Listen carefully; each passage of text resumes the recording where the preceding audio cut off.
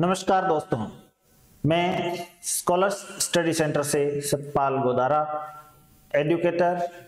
आज मैं आपको इजराइल फलस्तीन का जो संघर्ष चल रहा है उसका मूल कारण क्या है। क्या ये दो देशों की लड़ाई है? क्या ये विचारधारा की लड़ाई है? क्या ये धार्मिक युद्ध है? तो इसका मूल कारण क्या है? क्या ये संसाधनों की लड़ाई है? तो दोस्तों, ये मानवता की जो हमारा उत्पत्ति है उसकी जो यहूदी विचारधारा है, क्रिश्चियन विचारधारा है और इस्लामिक विचारधारा है, इन तीन धर्मों का जो 6 अब्राहमिकल धर्म हैं जिसमें बहाई और समेरियन भी शामिल है, तो और जुरुस्तुरुस्त धर्म भी है।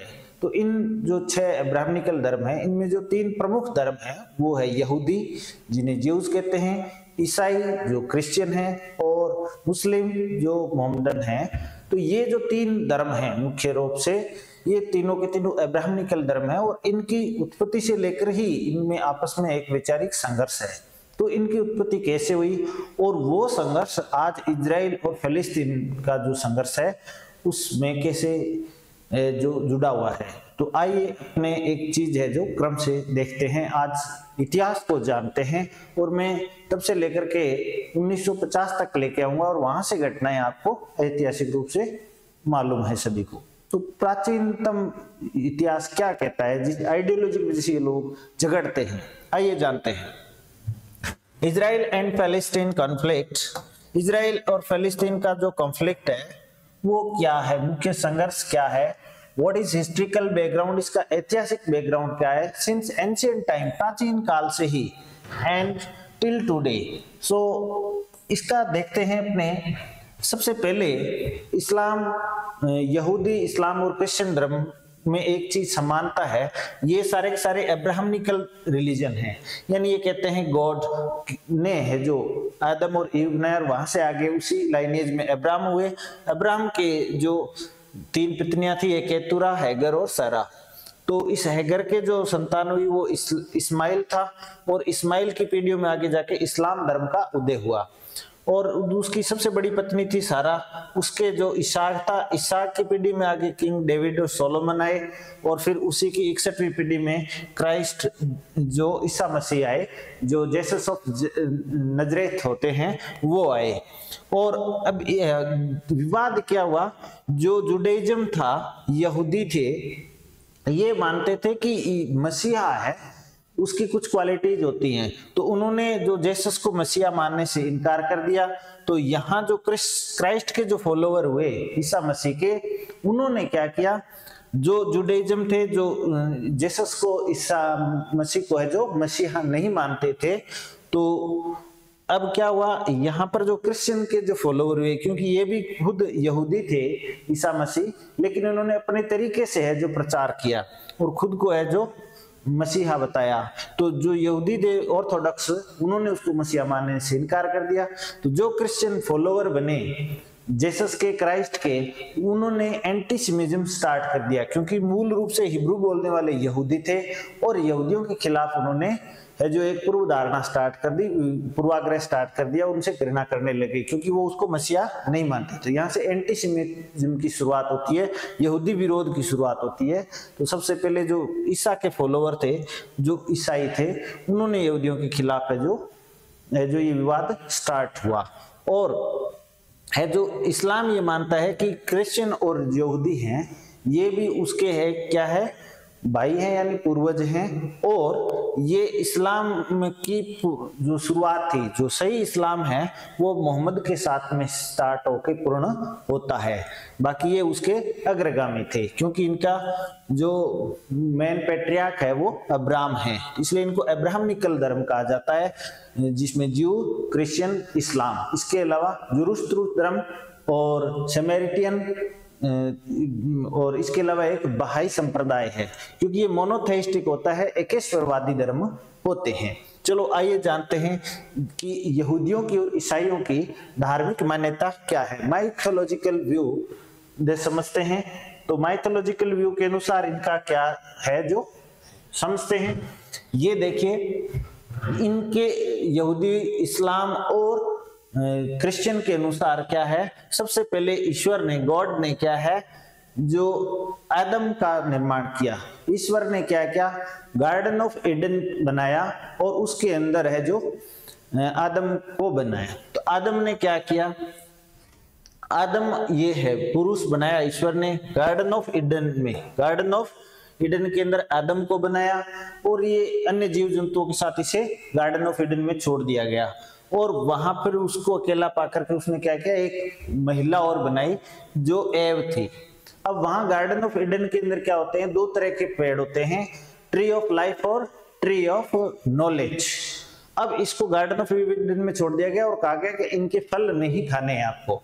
लेकिन उसमें देखो आप, गार्डन ऑफ ईडन में ये स्नेक है और इस स्नेक ने क्या किया, एव को कहा, आदम की जो साथ में महिला थी, कि तुम ये फ्रूट खा लो किसी पेड़ का। तो इसने ट्री ऑफ लाइफ का नहीं खाया, वो खाता तो ये अमर हो जाता, लेकिन इसने ट्री ऑफ नॉलेज का फल खा लिया। खुद ने इसको आदम को कहा और इसने एव को लाके वो फल दिया, ये फल खा लेते हैं। और वो फल खाने के बाद इनको, चूंकि ट्री ऑफ नॉलेज का खाया तो इनको बुद्धि आ गई, तो ये सिविलाइज्ड हो गए, सभ्य हो गए, इन्होंने शादी कर ली। इनके शादी करने से दो बेटे हुए, सबसे बड़ा बेटा था कैन और दूसरा बेटा था एबेल। अब कैन क्या है, किसान था। ये देखो कैन है वो किसान है, ये फार्मर है, कैन है जो फार्मर है, जो कि आदम का है। तो ये पहला है जो मनुष्य था, इसके बेटा हुआ कैन। अब कैन किसान है और दूसरा है एबेल। एबेल क्या है, ये गडरिया है, शेफर्ड है। तो ये गडरिया है, इन्होंने क्या किया, ईश्वर को कुछ ऑफरिंग दी, तो इसने है जो बलि चढ़ाई। तो जो ये जो शेफर्ड है, इसकी बलि है जो आप ये देख रहे हैं, ईश्वर ने क्या की, एक्सेप्ट कर ली। इससे किसान कैन है नाराज हो गया और अपने भाई से जेलसी करने लग गया। तो ये भ्रातृ हत्या बन जाता है, इसने अपने भाई की हत्या कर दी, मर्डर कर दिया। तो कैन ने एबेल की हत्या कर दी, ये पहला मर्डर हुआ। तो देखो आप, संघर्ष तो इनकी माइथोलॉजी के अनुसार उत्पत्ति से ही चल रहा है। भाई ने भाई को मार दिया। अब एबेल जो दूसरे नंबर का था उसको मार दिया। अब मार दिया तो ईश्वर ने क्या, इसे श्राप दिया। अब श्राप इससे देने से पहले ईश्वर एक श्राप और देता है इनको। आदम को श्राप क्या देता है कि तुमने मेरी आज्ञा का उल्लंघन किया कि पेड़ों के फल नहीं खाने हैं, तो अब तुम धरती पर जाओ। इन्हें तीनों को, दोनों को गार्डन से बाहर फेंक देते हैं, आदम, ईव और सांप को, और एंट्री बंद कर देते हैं गार्डन ऑफ ईडन में। आप ईडन गार्डन में नहीं आ सकते। इसको श्राप देते हैं कि तूने मेरी आज्ञा का उल्लंघन किया, तो तुम परिश्रम करो, जो कुछ भी मिलता है मुझे वापस अर्पित कर दो। एव को कहा कि तुमने भी मेरी आज्ञा का उल्लंघन किया, तो तुम अपने पति के अधीन रहोगी। तो ये महिलाओं के लिए श्राप हो गया। और स्नेक को कहा कि आपने भी मेरी आज्ञा का उल्लंघन करने के लिए इनको उकसाया, तो तुम पेट के बल चलोगे, रेप्टाइल बनोगे। तो पेट के बल सांप अभी भी चलता है। तो ये यहूदी और क्रिश्चियन माइथोलॉजी के अनुसार ऐसा है। अब उसके बाद में ईश्वर ने अगला श्राप किसको दिया, इसको दिया, कैन को, क्योंकि इसने अपने भाई एबेल की हत्या कर दी। तो इसको कहा कि तू जा, तेरी जो भी संतानें होंगी आगे, जो भी उत्पत्ति है वो भटकेगी। तो ये क्या है, कैन के आगे 1 2 3 4 5 6 7 8 पीढ़ी में जुबल के यहाँ, और एक ये इधर ब्रांच और चलती है नमा, या 8-9 पीढ़ी में जाने के बाद में ये डायल्यूज होता है और इसकी लाइन खत्म हो जाती है। डायल्यूज यानी जल प्लावन को कहते हैं। तो कैन की है जो जल प्रलय में पीढ़ियां खत्म हो जाती है 8-9 पीढ़ी के बाद में। एबेल की हत्या होगी, इसकी नहीं चल रही है। अब उसके क्या होता है, एक और बेटा होता है, वो होता है सेथ। तो तीसरा बेटा होता है आदम के और ईव के, उसका नाम सेथ होता है। उस सेथ के बाद में इनोस, केनान, मैलिच, योर्ड, इनोक, ऐसे कई सारे होते हैं। तो फिर एक लेमे नामक और होता है। उस लेमे के बाद में नोआ होता है, जिसे यहूदी, ईसाई और इस्लाम इसे मसीहा मानते हैं। तो ये जो नोआ होता है, इसे भी है जो मसीहा मानते हैं ये तीनों धर्म। तो नोआ के 3 बेटे थे, जेफेत, सेम और हैम। अब देखो आगे इस तीसरे बेटे से इनकी जो आगे बढ़ती है पीढ़ी, तो जेफेत, सेम और हैम, जो नोआ है, इसे पहला मसीहा आदम हो गया, दूसरा मसीहा नोहा हो गया। मसीहा होता है जो ईश्वर के आदेश को धरती पर लागू करता है। अब नोहा को मसीहा माना जाता है। तो नोहा के 3 बेटे हैं। अब उनकी क्या पीढ़ी कैसे चलेगी आगे, ये हम आगे देखते हैं। चलो भी यहां देखो, आदम के कैन, एबल और सेत, कैन की पीढ़ी इधर आके खत्म हो गई, इसकी हत्या हो गई। सेत की पीढ़ी के अंदर ये देखो नोआ हुआ 1056 साल बाद। आदम जो था इसकी आयु बहुत थी और इसके 1056 साल का ये हो गया, तब इसके नोआ पैदा हुआ। और इस नोआ के 3 बेटे थे, शेम, जेफेत और हैम। इस नोआ को चाइनीज लोग क्या कहते हैं, फोही या याओ कहते हैं। चीन वाले फोही या याओ कहते हैं इसे, वांग ये भी कहते हैं। जबकि ये जो इसके 3 बेटे थे, शेम, जेफेत और हैम। शेम की औलाद एशिया में होती है, जेफेत के यूरोप में फैल जाते हैं और हैम के लोग अफ्रीका में फैल जाते हैं। अफ्रीका के अंदर ये कैनन, जो अपने वर्तमान में जो कैनन जो क्षेत्र जिसे लेवेंट और कैनन कहते हैं, इजिप्ट है, बेबीलोनिया, एसीरिया है, ये सब हैम की औलाद हैं। जबकि यूरोप वाले जितने भी हैं, ग्रीस वाले, ये जेफेत की संतानें हैं। जबकि शेम है जो एशिया में है, इसकी संतानें फैलती है। तो इस शेम की लाइनेज में देखते हैं हम आगे, तो देखते हैं नोआ लगभग 10वीं पीढ़ी में होता है। 1 2 3 4 5 6 7 8 9, यानी आदम की 10वीं पीढ़ी नोआ थी। अब नोआ 10वीं पीढ़ी है, इसके फिर 11वीं पीढ़ी में शेम और जेफेत, ये 3 भाई हैं। अब शेम के बाद में इनके देखो ये तोरा आता है। अब तोरा के बाद में क्या होता है, 12 13 14 15 16 17 18 19, 19वीं पीढ़ी के अंदर तेरा नामक व्यक्ति होता है। इस तेरा के 3 बेटे होते हैं, जो 20वीं पीढ़ी होती है। अब तेरा के यानी आदम की 20वीं पीढ़ी के अंदर 3 बेटे होते हैं तेरा के 20वीं पीढ़ी में, नाहोर, अब्राहम और हरन। यानी जिस अब्राहमिकल धर्म की हम बात करें, जिसे यहूदी, ईसाई और इस्लाम निकले हैं, वो आदम नामक जो पहला प्राणी था उसकी 20वीं पीढ़ी में थे ये। तो नाहोर, अब्राहम और हरन 3 भाई थे। तो अब्राहम सबसे बड़ा है। अब इन तीनों की पीढ़ी आगे कैसे चलती है और कैसे ये यहूदी, क्रिश्चियन और इस्लाम बनते हैं, आइए देखते हैं। अब देखते हैं, ये अब्राहम है, बेटा किसका है, तोरा का है। अब्राहम के क्या होती है, 2 भाई होता है, एक नाहोर और हरन। तो नाहोर और हरन, पहले इन दोनों की बात कर लेते हैं।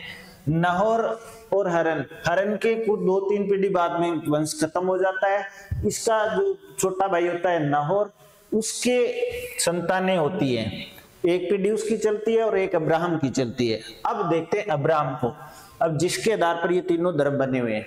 अब्राहम के 3 पत्नियां होती है। सबसे बड़ी पत्नी होती है सारा, सबसे बड़ी पत्नी सारा, उसे छोटी हैगर और उसे छोटी केतुरा, 3 पत्नियां होती है। तो पहली पत्नी, बड़ी पत्नी पटरानी होती है, वो सारा होती है। अब सारा के एक बेटा होता है इशाक, क्या नाम होता है उसका, इशाक। और दूसरी पत्नी जो है गर है, वो इजिप्ट की, मिस्र की जो गुलाम थी, जो उसके क्या होता है, इस्माइल नामक बेटा होता है। और इस्माइल की पीढ़ी में ही आगे जाकर के इस्लाम का उदय होता है। यानी कि इसकी दूसरी पत्नी थी, तो सबसे बड़ी पत्नी सारा, उसके होता है इसाक। इसकी पीढ़ी में आगे चल करके यहूदी धर्म का विकास होता है। दूसरी पत्नी थी उस जो इजिप्ट की गुलाम थी, उसकी पीढ़ी में आगे जाकर के इस्लाम धर्म का उदय होता है। तीसरी पत्नी थी केतुरा, और इस केतुरा के 6 पीढ़ी के बाद में क्या हो जाती है, उनकी वंशवृद्धि खत्म हो जाती है। तो अब्राहम की 3 पत्नियों में से पहली के पीढ़ी में चलते हैं ईसाई, यहूदी और ईसाई। दूसरी पत्नी की जो संतानें होती है उसमें निकलता है इस्लाम। तो ये है जो आपस में एक ही पिता की संतानें हुई, कौन, यहूदी, क्रिश्चियन और इस्लाम। ठीक है। अब जो इस्माइल और इशाक है, इसमें देखते हैं। अब इशाक था जिसे यहूदी और क्रिश्चियन निकले।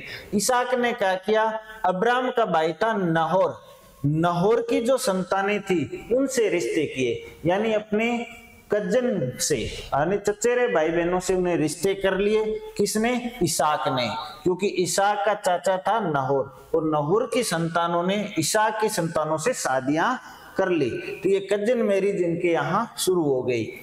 अब इशाक के 2 बेटे थे, ईसाऊ और जैकब। इशाक के 2 बेटे थे, ईसाऊ और जैकब, जो कि सारा के हैं इधर, इसहाक सारा का है, तो ईसाऊ और जेकब। अब ईसाऊ के आगे चलते हैं तो इसके अंदर क्या होती है, जो इजराइल की 12 ट्राइब्स आती हैं, इजराइल की जो 12 ट्राइब्स आती हैं वो ईसाऊ और जेकब की पीढ़ी में। तो जेकब है, तो जेकब के आगे जाकर के 4 पीढ़ियां होती है, तो ईसाक के और 2 बच्चे होते हैं, ईसाऊ और जेकब। अब इस जेकब जिसका दूसरा नाम है इस्राएल, तो जेकब का ही दूसरा नाम है इस्राएल, तो ईसाऊ और जेकब का बाप हुआ इसहाक और इसहाक का बाप हुआ अब्राहम। तो अब्राहम के जो बेटा है इसहाक, इसके 2 पुत्र होते हैं, ईसाऊ और जेकब। अब जो जेकब है वही इजराइल है, जेकब का दूसरा नाम है एक इजराइल। इस जेकब को अरबी में, हिब्रू में याकूब भी कहा जाता है, जो याकूब है वही जेकब है। तो याकूब या जेकब है, उसका दूसरा नाम इजराइल है। इसमें, इसके अंदर क्या होती है, 12 पीढ़ियां होती है इसमें, जो इजराइल की 12 ट्राइब्स होती हैं, उनका आगे जाके यूनिफिकेशन होता है। तो इसमें ये 12 पीढ़ियां होती है, वो कौन कौन सी होती है, रूबेन, शिमोन, लीवी, जूडिया, इसाकर, जिब्लोन, गैड, एशर, बेंजामिन, डैन और नफ्ताली। तो ये जो 12 ट्राइब्स ऑफ इजराइल है वे डिसेंडेंट्स ऑफ जेकब है, वो जेकब के ही है जो वंशज हैं। इधर जो ईसाऊ था जेकब का दूसरा भाई, जो ईसाऊ है वो क्या करता है, इस्माइल के वंशजों से शादी कर लेता है।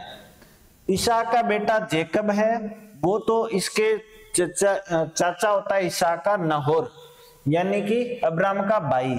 तो जेकब है वो अब्राहम के भाई की संतान होती है और वो उन्हीं में रिश्ते करता है। जबकि ईसाऊ क्या करता है, इसका जो कजिन होता है इस्माइल, जिसकी पीढ़ी में इस्लाम आता है, ये इसके वंशज उससे शादियां कर लेते हैं। तो दोनों तरफ ये पीढ़ियां कजिन की आगे बढ़ती है। आगे देखते हैं क्या धारणा है। अब आ जाओ वापिस यहां। अब आदम है, उसकी पीढ़ी में अब्राहम आए 20वीं पीढ़ी में। अब्राहम की 3 पत्नियां थी, केतुरा की 6 पीढ़ी बाद खत्म हो गई। हैगर की में इस्माइल होता है, इस्माइल की पीढ़ी में जाके इस्लाम आता है। जबकि सारा की पीढ़ी के अंदर इसहाक आता है। इसहाक के 2 बेटे होते हैं ईसाऊ। ईसाऊ तो क्या करता है, ईसाऊ तो इस्माइल की पीढ़ियों से इनकी शादियां होती है। जबकि इसका दूसरा बेटा होता है जेकब या याकूब। तो जेकब या याकूब क्या करता है, अपने कजिन जो चाचा होता है नरवा के जो उसे शादियां करता है। अब इस इसहाक की पीढ़ी में आगे चल के किंग डेविड आता है ग्रेट, और उसके बाद में सोलोमन आता है, और वहां से ये क्या करते हैं, इनकी 61वीं पीढ़ी में जेसस होता है, ईसा मसीह होता है। और ईसा मसीह को जो यहूदी होते हैं, वो जुडाइज्म, जो जूडा ट्राइब होती है जेकब की, जो चौथी ट्राइब होती है जूडिया, तो जूडिया ट्राइब है, वो इसको ईसा मसीह को, क्राइस्ट को है जो मानने से, मसीहा मानने से इनकार करती है। सो जुडाइज्म रिजेक्ट्स क्राइस्ट एज मसीहा। और यहां से जो फॉलोअर्स ऑफ द क्राइस्ट हैं स्टार्ट्स एंटीसेमिटिज्म अगेंस्ट ज्यूज। वो ज्यूज के खिलाफ है जो हेट स्टार्ट कर देते हैं कि तुम इसे एक्सेप्ट क्यों नहीं कर रहे हो। तो यहां से ईसाईयत स्टार्ट हो जाती है और इस्लाम आगे बहुत लेट आता है। ये जो इस्माइल है, ये आप देख रहे हो, ये एरो चला रहा है, ये अब्राहम का ही बेटा है और इसहाक का भाई है। इसहाक और जिम्रन, एक इसका भाई और था जिम्रन, जिसकी 6 पीढ़ी बाद में खत्म हो जाती है। इसके 12 बेटे थे इस्माइल के 12 बेटे थे, और उसकी 21वीं पीढ़ी के अंदर जाकर के है जो इस्लाम का उदय होता है। यानी इस्माइल की 21वीं पीढ़ी के अंदर इस्लाम धर्म आता है 622 ईस्वी में। कब? 622 एडी के अंदर। जबकि इसकी जो 21वीं पीढ़ी होती, 61वीं पीढ़ी होती है, उसके अंदर है जो ईसा मसीह आते हैं। ये जो इसहाक है, ये इसहाक है जो कि इसका अब्राहम का ही बेटा है, इस्माइल और जिम्रन का भाई है, फादर ऑफ जेकब, याकूब का बाप है, और grandfather of 12 tribes of Israel. यानी कि इजराइल की 12 जो ट्राइब्स हैं उनका ये दादा है, याकूब या जेकब। चलो और देखते हैं आगे इनकी हिस्ट्री क्या टर्न लेती है। अब अपने देखते हैं जो 12 ट्राइब्स ऑफ इजराइल होती है, इसमें जेकब है, इस जेकब के इसका नाम है इजराइल, और इसकी जो 12 पीढ़ियां होती है, इसमें आप ये देखो एक चौथी पीढ़ी होती है जो किंग डेविड है। ये डेविड की पीढ़ी में आगे जाके जेसस होता है, जिसे ईसाई धर्म का उदय होगा। अभी तक ये यहूदी हैं, क्योंकि ये येविया को है जो फॉलो करते हैं, येविया को मसीहा मानते हैं। इनकी पीढ़ी में एक येविया हुआ था, तो उसको वो प्रिस्ट, हेड प्रिस्ट मानते हैं। तो अब ये देखो डेविड क्या करता है, यहां पर एक ये जो विशाल आपको जायंट दिख रहा है, ये गोलियात है। क्या है? गोलियात। तो इस गोलियात की जो हत्या इसने की, तो गोलियात है ये दैत्य है, विशाल दैत्य है, और ये छोटा सा युवा 15-16 साल का है, जो इसके हाथ में ये देखो गुल्लेल है। तो इसने क्या किया, इस गोलियात को चोट मार के इसकी हत्या कर दी और खुद को राजा घोषित कर दिया। इसका मर्डर करने के बाद में डेविड ने क्या किया, इसका ये देखो सर लेकर के जा रहा है और पब्लिक है जो सेलिब्रेट कर रही है। तो ये है जो जूडिया किंगडम की स्थापना करता है। So this is David and founder of the Judea kingdom. अब ये क्या करता है, जूडिया किंगडम की स्थापना करता है। अब जब राजा बन गया तो ये कुछ न कुछ करेगा, रिचुअल करेगा। तो रिचुअल करने के लिए इसने क्या किया कि इनके जो आदम, जो अब्राम है, वहां जो इनके जो पूर्वजों ने ईश्वर को प्रसन्न किया था, वो जगह कौन सी थी, तो ये उसका सिलेक्शन करता है। तो ये क्या करता है, फर्स्ट साइट है ये, कि as the first site for future temple, king David है जो फर्स्ट टेम्पल के लिए जगह का चुनाव करता है। तो यहूदियों के लिए जो रिचुअल करने की, जो वर्शिप करने की जगह है, वो राजा बना, उस जगह की वो टेम्पल माउंट नामक जगह का चयन करता है। कौन? King David. और उसके बाद में क्या होता है, इस किंग डेविड के बाद में इसका बेटा सोलोमन राजा बनता है, किंग सोलोमन बनता है 970 बीसी के अंदर। बीसी मतलब बिफोर क्राइस्ट। अब 2023 चल रहा है, तो 2023 प्लस इसमें 970 और जोड़ दो, 970 और ऐड कर दीजिएगा, तब आपका ये आ जाएगा 3729, यानी 2993 साल, लगभग 3000 साल पहले किंग डेविड का बेटा सोलोमन राजा बनता है। और वो क्या करता है, फर्स्ट टेम्पल का निर्माण करता है, यहूदियों के पहले मंदिर का, जो आप बैकग्राउंड में देख सकते हैं, ये इस तरह का फर्स्ट टेम्पल है, इसका निर्माण करता है। और ये 931 बीसी के अंदर है जो वहां से हट जाता है। अब फर्स्ट टेम्पल है जो इसने बनाया, और वो किंग डेविड के बेटे सोलोमन ने, जो कि 957 बीसी में बनकर के तैयार हो गया, और फिर 931 बीसी में इसका कार्यकाल खत्म हो जाता है। अब इस फर्स्ट टेम्पल का क्या हुआ, तो पहले हिस्ट्री है कि यहूदियों के लिए मंदिर की टेम्पल माउंट जगह का चयन सोलोमन के बाप किंग डेविड ने किया। किंग डेविड ने फर्स्ट टेम्पल बनाया। फर्स्ट टेम्पल, अब क्या होता है, यहाँ इनका राज चलता रहता है, लेकिन बेबीलोनियन क्या करते हैं, इन पर हमला कर देते हैं। बेबीलोनियन जो है वो क्या करते हैं, फर्स्ट टेम्पल को जेरूसलम में 586 बीसी के अंदर, अब ये देखो 931 बीसी में किंग सोलोमन का राज खत्म हो गया, तो 586 बीसी, 586 बीसी के अंदर इस सोलोमन द्वारा बनाए गए फर्स्ट टेम्पल को बेबीलोनियन ने जो यरूशलेम पर हमला किया, तो उन्होंने उसको नष्ट कर दिया। और किंगडम है जो जूडिया किंगडम के जो लोग हैं वो निर्वासन में चले गए। अब आप ये एग्जाम्पल देखिए, ये 586 बीसी में इनकी फर्स्ट टेम्पल को नष्ट कर दिया गया, और 516 बीसी तक है जो ये सब के सब है जो एग्जाइल हो गया। तो ये इनका फर्स्ट एग्जाइल था, फर्स्ट एग्जाइल ऑफ ज्यूज। ये जो यहूदियों का था, जो जूडिया किंगडम के लोग हैं, उनको पहली बार इजराइल, जो वर्तमान इजराइल है, वहां से निकाला गया 516 BC. This was the first exile of the Jews. अब ज्यूज को वहां से निकाल दिया गया, लेकिन समय थोड़ा बीतता जाता है, वे वहां से बिखर जाते हैं, अरब कंट्रीज वाले एरिया में आ जाते हैं, पर्शिया के पास। तो वहां पर क्या होता है, साइरस द ग्रेट होता है। साइरस द ग्रेट है ये जिसका चित्र आप देख रहे हैं। इस साइरस द ग्रेट जो कि साइरस सेकंड ऑफ पर्शिया था 600 to 530 बीसी, तो 600 बीसी से लेकर के 530 बीसी तक इसका टाइम था। ये थोड़ा जेनरस किंग था। उसने कहा भी आपकी जो मूल जगह है वो इजराइल है, तो आप ऐसा करिए वहां लौटिए और अपना है जो टेम्पल है वहां सिनेगोग है बना लीजिए। तो इसके टाइम में सेकंड टेम्पल बना। फर्स्ट टेम्पल तोड़ दिया गया, अब सेकंड टेम्पल बना तो इसे हेरोड्स टेम्पल भी कहा जाता है। अब सेकंड टेम्पल को भी तोड़ा जाता है, कब? 70 एडी के अंदर। तो इन्होंने क्या किया, 516 बीसी के आसपास है जो सेकंड टेम्पल बना लिया था, यानी कि 586-516 के बीच में। तो इसके टाइम में ये सेकंड टेम्पल बनता है एंड इसे रिकंस्ट्रक्टेड किया गया इन 70 क्रिश्चियन एरा। तो 516 से लेकर के 70 बीसी के बीच में जो सेकंड टेम्पल का इन्होंने कभी न कभी निर्माण कर लिया। अब सेकंड टेम्पल को वापस तोड़ा जाता है रोमन्स द्वारा। अब रोमन कौन थे?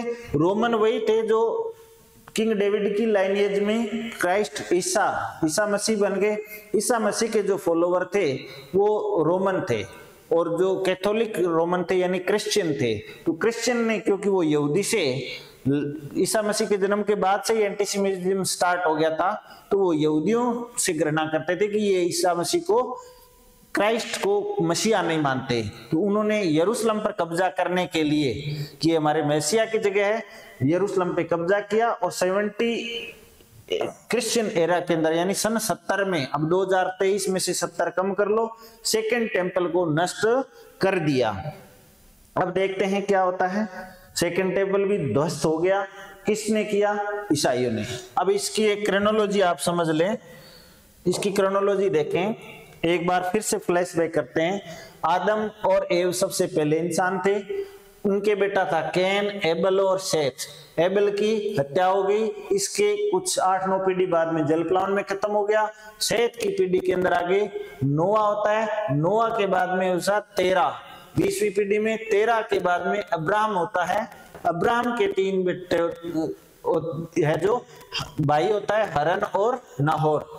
अब अब्राहम की जो संतान है वो इस्माइल जिसे अरब वाले हैं, इसाक जिसे यहूदी और ईसाई हैं, और उसके बाद में जिम्रन है वो 6 पीढ़ी बाद में खत्म इसकी हो जाती है। यानी जिम्रन, इसाक और इस्माइल 3 भाई हैं। इसकी 6 पीढ़ी बाद में वंशवृद्धि खत्म हो जाती है।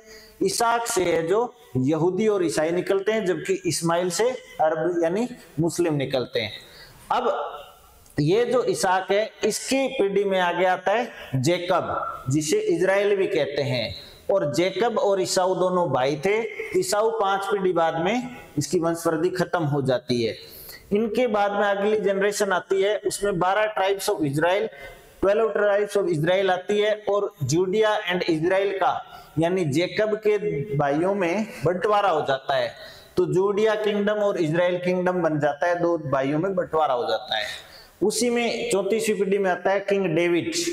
फिर उसने पहली साइट यानी फर्स्ट टेम्पल माउंट की जगह का चुनाव किया किंग डेविड ने। उसके बाद उसका बेटा किंग सोलोमन राजा बना, जिसने फर्स्ट टेम्पल का निर्माण किया 957 बीसी में, लगभग 3000 साल पहले, जो कि बाद में बेबीलोनियन ने है जो 586 बीसी के अंदर नष्ट कर दिया। यानी 2023 प्लस 586 यानी है जो लगभग 2600 साल पहले।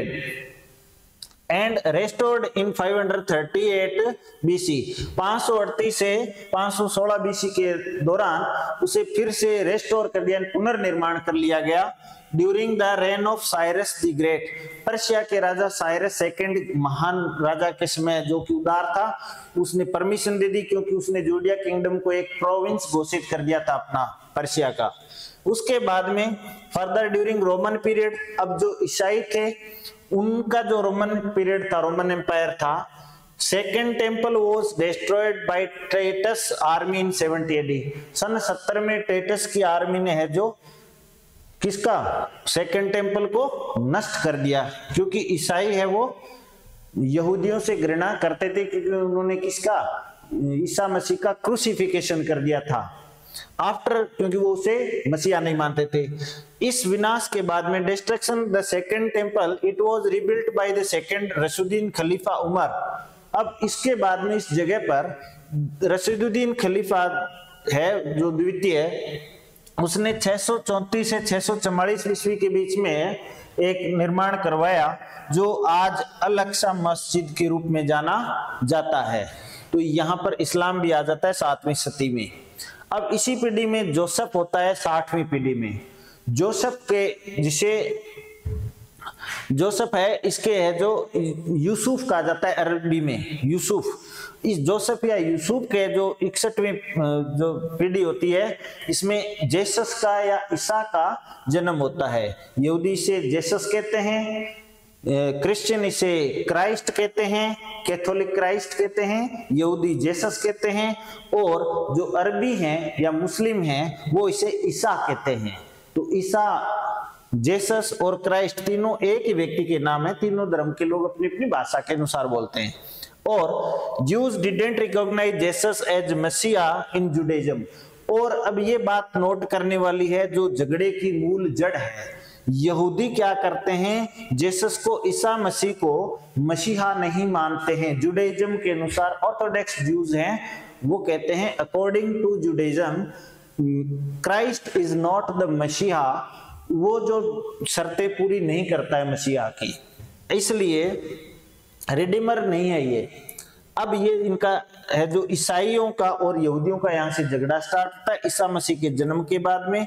उसके फॉलोअर उसको मसीहा मानते हैं, जबकि यहूदी कहते हैं ये मसीहा नहीं है। इसलिए क्रिश्चियन है जो ईसा मसीह के, क्राइस्ट के फॉलोअर है, क्योंकि ईसा मसीह का जन्म कहाँ होता है, ईसा मसीह का जन्म होता है नजरेत के अंदर। ये है याकूब या जोसेफ, ये याकूब या जोसेफ है, सॉरी यूसुफ या जोसेफ। तो जोसेफ या यूसुफ कहा जाता है इसे। इसके बेटा होता है, ये है क्राइस्ट, इसे कहते हैं ईसा मसीह, इसे ही कहते हैं क्राइस्ट और जेसस, जेसस ऑफ नजरेत। नजरेत जो उत्तरी इजराइल के अंदर एक शहर है जहां इसका जन्म हुआ, बेथलेहम सिटी।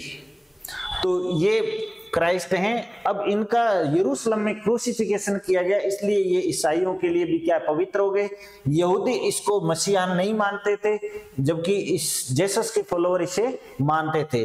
तो इसको जब इसने अपने आप को मसीहा घोषित किया, जोसेफ के बेटे क्राइस्ट ने, जेसस ऑफ नजरेत ने, तो वहां के जो तत्कालीन शासक थे उनकी कोर्ट में इसे पेश किया गया और बोला कि बताओ तुम कैसे हो। तो ये कुछ नहीं कहते हैं अपने दलील के अंदर, तो इनका क्रूसिफिकेशन कर दिया जाता है। यानी कि सन 1 से 5-6 साल पहले इनका जन्म होता है, सन 33 के आसपास है जो इनका क्रूसिफिकेशन कर दिया जाता है। तो लगभग कहा जाता है 29 साल की उम्र में इनको क्रूसिफाइड कर दिया गया था, ऐसे क्रॉस पर लटका के मार के वहां जो क्रूसिफाई कर दिया गया। और फिर इनका जो रिसरेक्शन होता है, पुनर्जीवन मिलता है इनको, तो वहां चर्च दी सेपेकलर चर्च बना हुआ है, ये आप वहां देख सकते हैं ज्यादा हिस्ट्री के अंदर। तो ये यहूदियों की और ईसाइयों का झगड़ा यहां से चलता है। इसके बाद जो भी ईसा मसीह के फॉलोअर थे वो यहूदियों के प्रति एंटीसेमिज्म रखने लगते हैं, यानी यहूदियों से घृणा करते हैं, हेट करते हैं कि ये हमारे गॉड को है जो ईसा मसीह है, क्राइस्ट है, इसे मसीहा नहीं मानते हैं। तो अब यहाँ इनमें झगड़ा स्टार्ट हो जाता है और इस झगड़े की परिणति क्या होती है अब देखते हैं। अब वहां पर सन 70 के अंदर जब ईसा मसीह का क्रूसिफिकेशन हुआ, उसके 20-30 साल बाद में झगड़ा चलता रहा। जो यूरोप के अंदर जो ईसाई थे, कैथोलिक थे, उनका रोम पर कब्जा था। उन्होंने 70 AD के अंदर क्या किया, टाइटस की आर्मी ने, रोमन ने है जो यरूशलेम पर हमला किया और यरूशलेम पर कब्जा कर लिया और वहां के सेक्रेड टेंपल को भी तोड़ दिया। तो Roman, Latin and Ottoman empire, तो रोमन, लैटिन और ओटोमन एम्पायर का क्या रोल है और जेरूशलेम का क्या रोल है। अब रोमन आप जान गए ईसाई हैं, लैटिन भी क्या है, ईसाई हैं और यहूदियों से ही निकले हैं। अब ओटोमन एम्पायर जो मुस्लिम जो सत्ता है वो भी आ जाती है, उसका भी क्या रोल है उसकी चर्चा आगे करेंगे। तो roots of present conflict between Israel and Palestine, तो इजराइल और फिलिस्तीन का जो झगड़ा है उसकी जड़ें कहाँ है? स्प्रेड ऑफ क्रिश्चियनिटी, अब ईसाईयत की जो फैलाव होता है, और rise of Islam versus Zion, अब इस्लाम का उदय होता है और उसमें जियोन क्या है? जियोन का मतलब होता है होली लैंड, क्योंकि यहूदी 70 एडी के अंदर सन 70 में, 2023 में से 70 कम कर लो, यहूदियों को वहां से भगा दिया जाता है। रोमन्स जो वहां जाकर के हमला करते हैं तो यहूदी वहां से निकल लेते हैं। अब रोमन एम्पायर भी, वहां एक लैटिन एम्पायर और एक रोमन एम्पायर है, अब इनकी भी आगे आपको बताते हैं।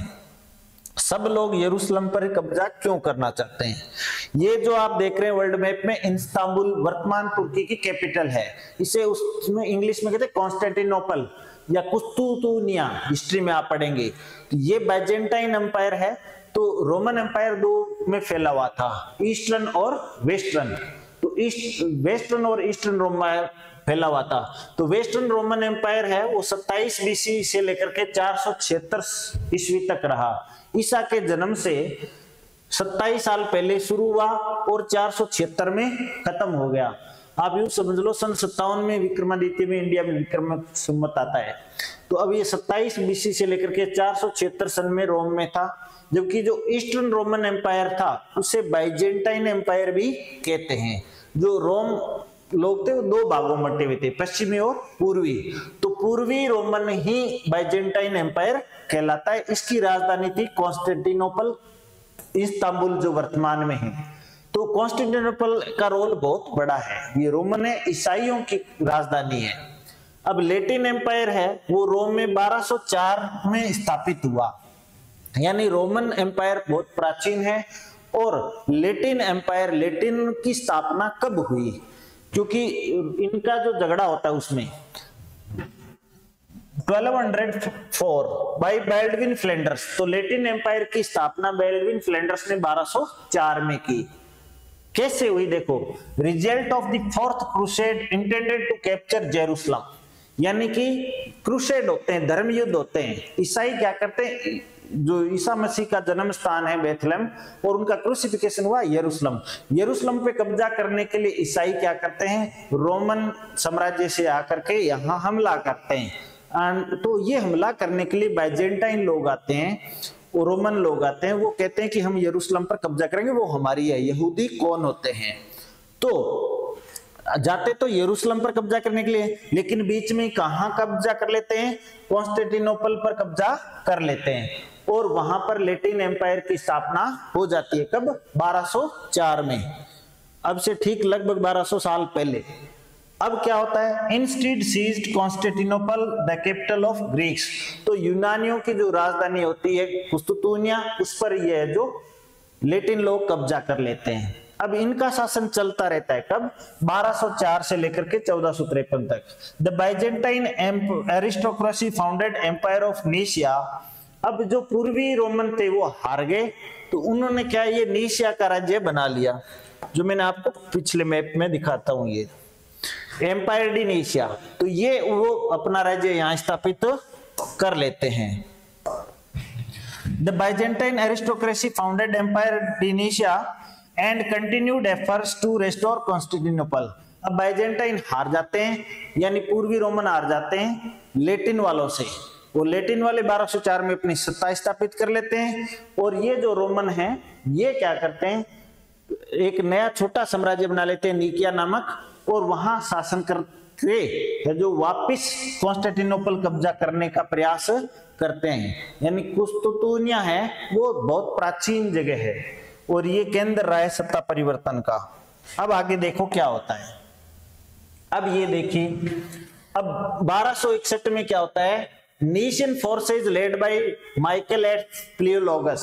ये महाशय देख रहे हैं आप, ये माइकल एट्थ हैं, ये माइकल 8वें राजा हैं, माइकल एट्थ प्लेयोलॉगस हैं। 1261 में नीशियन फोर्सेज जो कि बाइजेंटाइन है, यानी बाइजेंटाइन जो निकिया नामक छोटा राज्य बना लिया था, उन सेनाओं ने क्या किया, माइकल एट्थ के नेतृत्व में रेस्टोर्ड बाइजेंटाइन एम्पायर, उन्होंने कॉन्स्टेंटिनोपल पर फिर से कब्जा कर लिया और बाइजेंटाइन साम्राज्य फिर से स्थापित कर दिया। एंड एंडिंग लेटिन एम्पायर, और 1261 में यानी 1204 से लेकर के 1261 तक लेटिन साम्राज्य रहा। अब finally Byzantine empire fell to Ottoman. अब कुस्तुतुनिया पर, कॉन्स्टेंटिनोपल पर बाइजेंटाइन एम्पायर का यानी रोमन्स का अधिकार हो गया, लेकिन ये ज्यादा साल चलता नहीं है। लगभग 200 साल बाद में ये है जो ओटोमन साम्राज्य है जो उसे हार जाते हैं। तो ओटोमन एम्पायर से कब हारते हैं?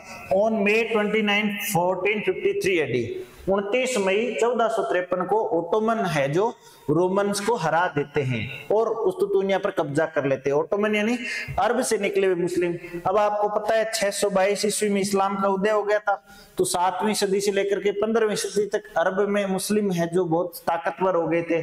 तो उन्होंने ओटोमन एम्पायर के रूप में क्या किया, यहां पर कब्जा कर लिया और रोमन को हरा दिया। कब?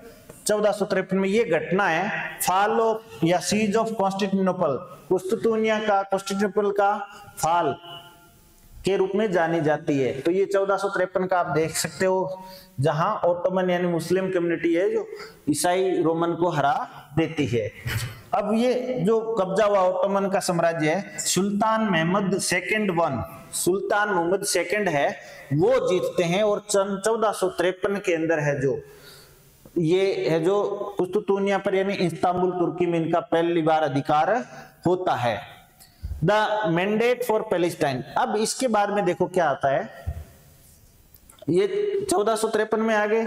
उसके बाद में फिलिस्तीन के लिए ब्रिटिश मैंडेट कैसे आता है? यूएनओ द्वारा, जिसमें इस ओटोमन राज्य की सहमति होती है और अंग्रेजों का इसमें क्या रोल होता है। तो फिलिस्तीन क्षेत्र को लेकर के यहाँ पर ओटोमन की भी रोल आ गया और अंग्रेजों का भी रोल आ गया। अब देखते हैं अपने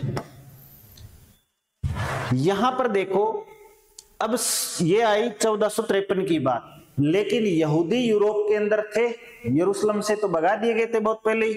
तो देखें इन 1290 सन 1290 में यानी कि 13वीं सदी के लास्ट दशक के अंदर किंगडम ऑफ इंग्लैंड के राजा थे Edward first of England. Raja Edward first of England ने क्या किया, यहूदियों को इंग्लैंड से निकालने का एक आदेश जारी किया। ये इतिहास में आप देख सकते हैं। तो 1290 में पहली बार अंग्रेजों को ऐसा लगा कि यहूदी हमारे यहाँ ज्यादा हो गए, हम तो क्रिश्चियन हैं और ये ज्यूज हैं, ये क्राइस्ट को मसीहा मानते ही नहीं है, इनको निकालो यहाँ से, क्योंकि वो बड़े टैलेंटेड, चतुर और हावी हो रहे थे उन पर।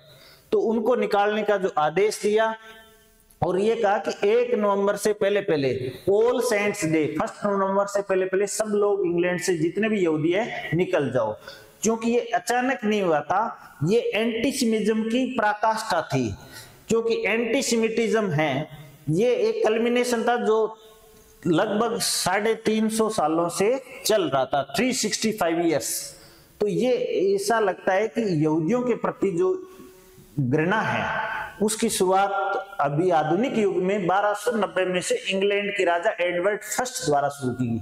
उन्होंने कहा इंग्लैंड से निकलो, तुम यहाँ वापस जाओ, भगाओ, कहीं भी जाना है चाहो, हमारा पीछा छोड़ो।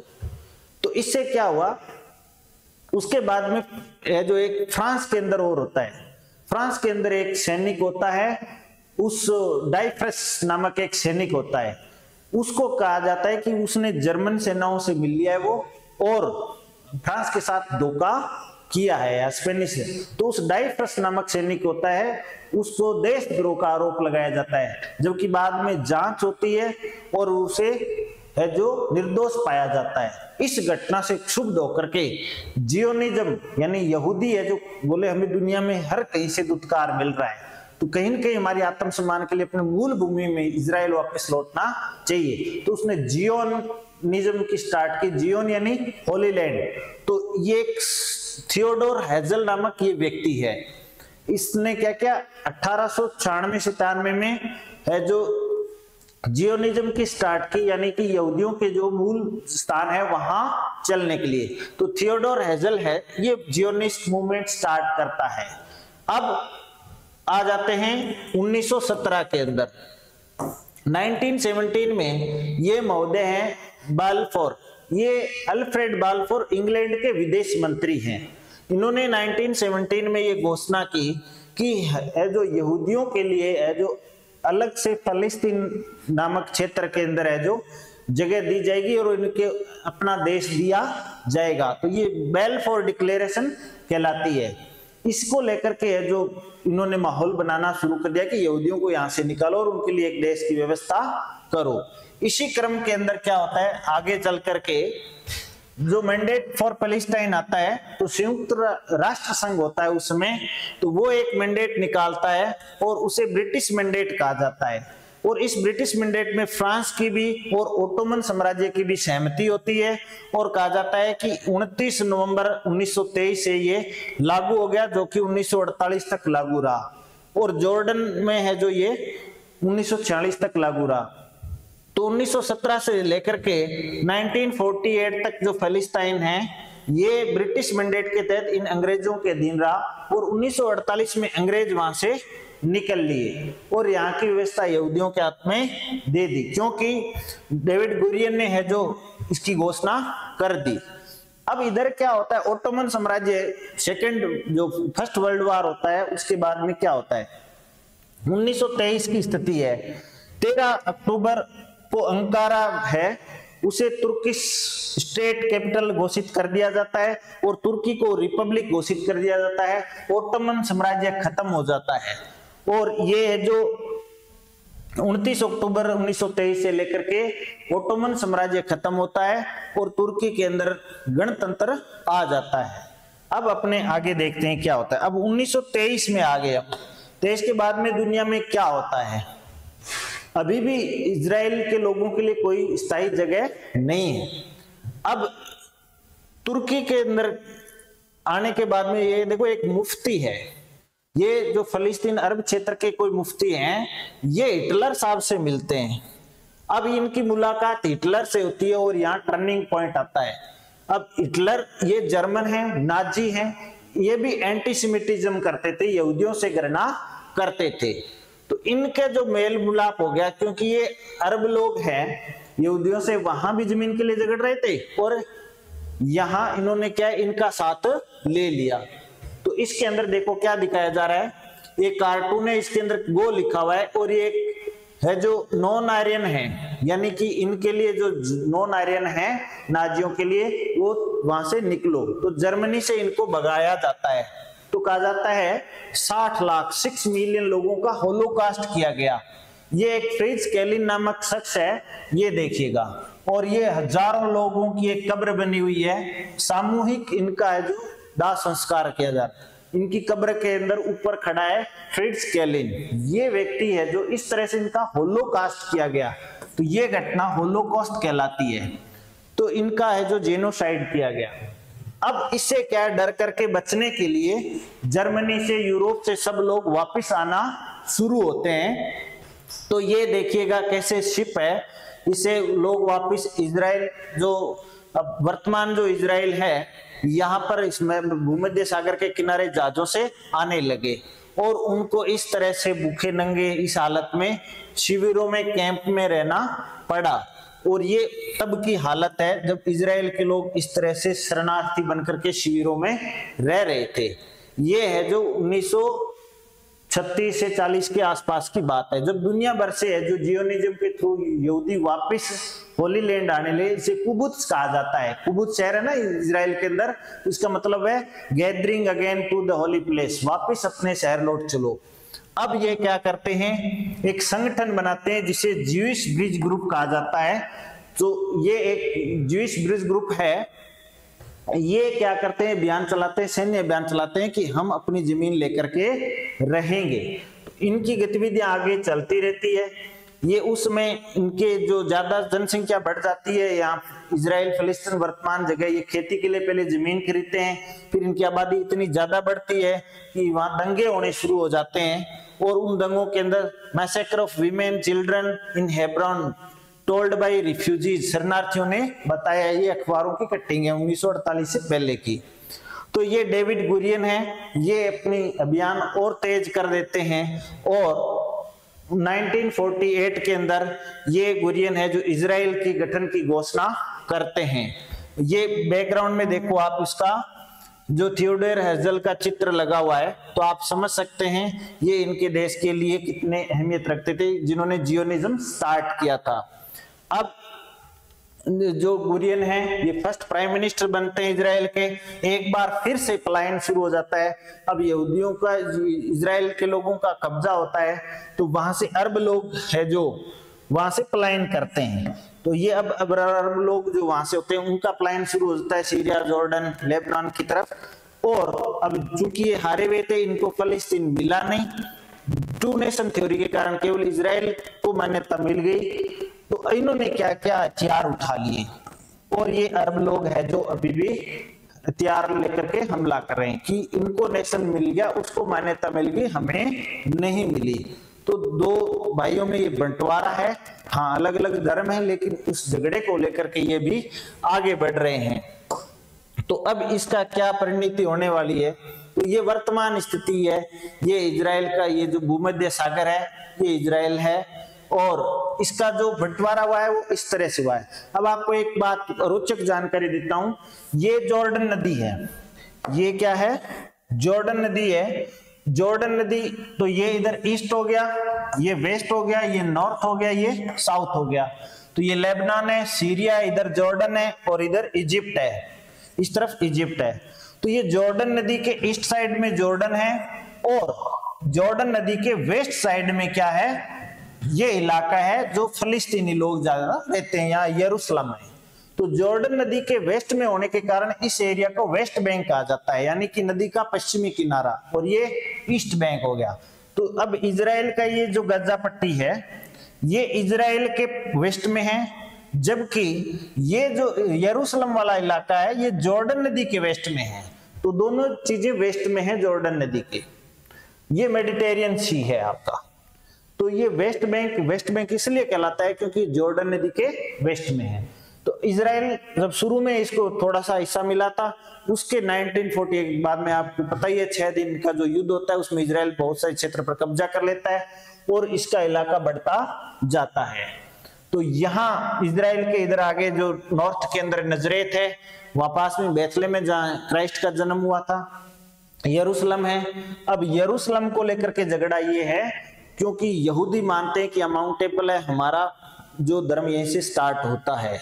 क्रिश्चियन इसलिए मानते हैं कि वहां बेथलेहम सिटी है पास में, और यरूशलेम में उसका क्रूसिफिकेशन हुआ, इसलिए हमारे लिए पवित्र जगह है। मुस्लिम इसको इसलिए मानते हैं क्योंकि वो कहते हैं कि पैगंबर मोहम्मद है जो वहां बुकरा कर के माध्यम से वहां गए और वहां पे रख करके जन्नत को गए, इसलिए उनके लिए महत्वपूर्ण है। तो वो अल-अक्सा मस्जिद को भी इंपॉर्टेंट मानते हैं। तो ये सारा क्षेत्र यरूशलेम के अंदर है। तो अब हम अपने आगे चलते हैं कि बात ये है, ये तो ज्यूज हो गए, ये क्रिश्चियन हो गए और इस्लाम हो गए।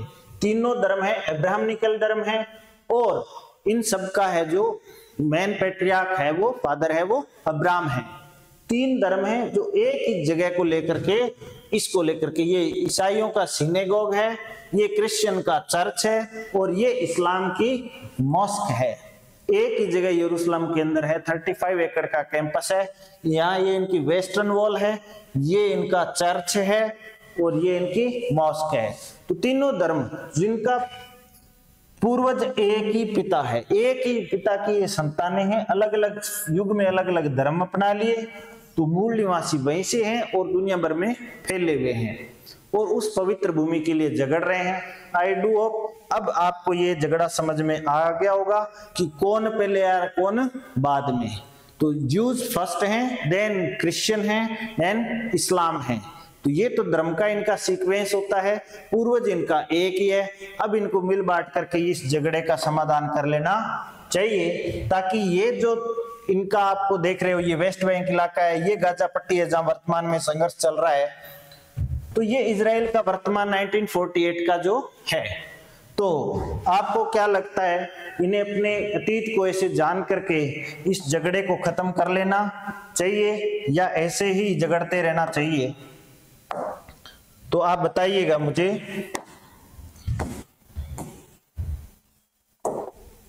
उम्मीद करता हूं आपको ये सेशन बहुत अच्छा लगा होगा। अगर सही लगा है तो ये जानकारी सब तक पहुंचाइए कि Jews, Christian and Islam are all the member of a family having different kind of religious faiths. तो अलग अलग उनके धार्मिक विश्वास अलग हो सकते हैं, एक ही परिवार के लोग हैं। इनको झगड़ा खत्म करके मानवता को, ह्यूमैनिटी फर्स्ट, और पृथ्वी पर मानवता को बचाने के लिए ये झगड़ा खत्म करना चाहिए। और ये जो टू नेशन थ्योरी है इसे एक्सेप्ट करके शांति से रहना चाहिए। नमस्कार।